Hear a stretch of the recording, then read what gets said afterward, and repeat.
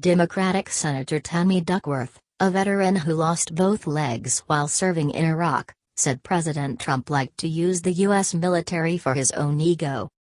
Khizr Khan, the father of a U.S. soldier killed in Iraq who criticized Mr. Trump during the 2016 Democratic Convention, joined Dems Duckworth on the call. He said, "When Donald Trump calls anyone who places their lives in service of others a loser, we understand Trump's soul." How is the White House fighting the story? President Trump has pushed back hard against the reports, calling them fake news. "To think that I would make statements negative to our military and our fallen heroes when nobody's done what I've done with the budgets, with the military budgets, with getting pay raises for our military," he said. "It is a disgraceful situation by a magazine that's a terrible magazine." Speaking to reporters on Friday, he suggested the source of the story was his former White House Chief of Staff, John Kelly. Mr. Trump said the former U.S. Marine general was unable to handle the pressure of this job.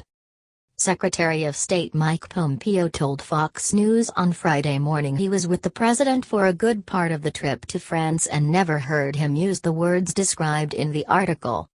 Defense Secretary Mark Esper was quoted by Politico as saying Mr. Trump had the highest respect and admiration for our nation's military members, veterans and families, though the Pentagon chief did not explicitly deny the story. Another former White House Chief of Staff, Mick Mulvaney, and former Press Secretary Sarah Huckabee Sanders were among those in Mr. Trump's orbit who rejected the story as false. Where do Trump and the U.S. military stand?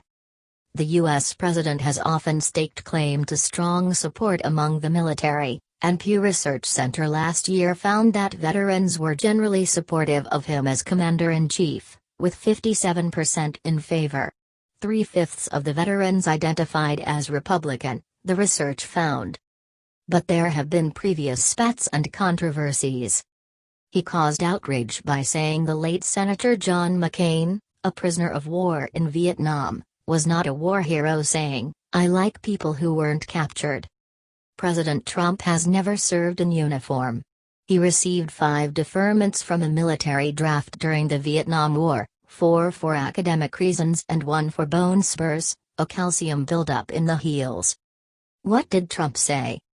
Speaking at a press event on Friday, he said he had yet to see evidence of poisoning in the case.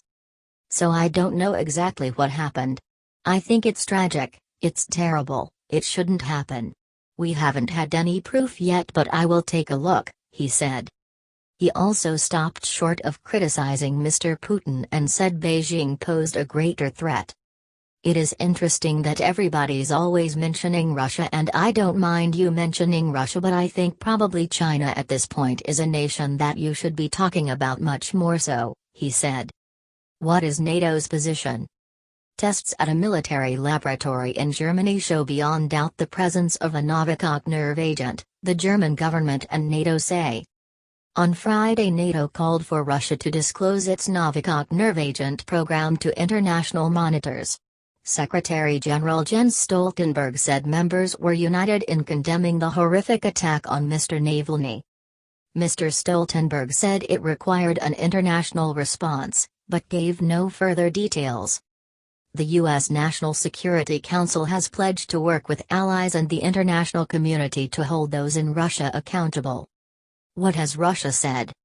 The Kremlin has repeatedly denied any involvement in Mr. Navalny's case.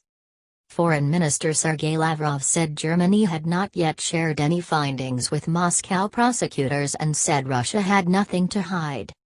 Meanwhile, a toxicologist in Omsk, where Mr. Navalny was initially treated after the plane he was flying on made an emergency landing, insisted no poison had been found by doctors who examined him there. Any external factors could have triggered a sudden deterioration. Even a simple lack of breakfast, said Alexander Sibaev, chief toxicologist for the Omsk region. What happened to Navalny? He fell ill last month while on a flight from Siberia to Moscow. The plane made an emergency landing in Omsk and Russian officials were persuaded to allow him to be airlifted to Germany 2 days later. A nerve agent from the Novichok group identified by Germany in the Navalny case was also used to poison ex-spy Sergei Skripal and his daughter in the UK in 2018. They both survived, but a local woman, Dawn Sturgis, died after coming into contact with the poison. Britain accused Russia's military intelligence of carrying out that attack in Salisbury. As part of a coordinated response, 20 countries expelled more than 100 Russian diplomats and spies. Russia denied any involvement. Democratic Senator Tammy Duckworth, a veteran who lost both legs while serving in Iraq, said President Trump liked to use the U.S. military for his own ego.